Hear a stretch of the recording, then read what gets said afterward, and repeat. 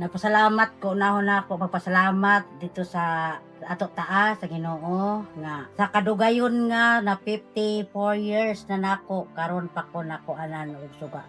Sangko sa langit ang akong kalipay. Para pod matagaan pod og kahayag ang among dinhi sa 18. Salamat gyud, daghang salamat. Ang amo pang ginabuhian, farmer ra gyapon mi. Makatabang ni sa amo o kanang pag-eskwela sa mga bata na magkuan sila assignment nila sa pagkagabi na manihapon mi, pagtuon ug unsay among angay buhaton sa sulod nga hayag kaayo. Sangko sa langit akong kalipay. Kuan nalipay kay nanay suga kaugalingon.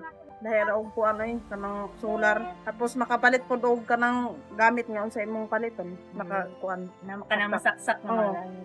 lipay kayo. Salamat ug dako nga natauran ni og libre nga pailaw, asuga, kuryente kay na nasulbad gyud nga nga mong kuan nga nanamig kuryente. Nakadugayon na sa panahon karon lami naka kuryente.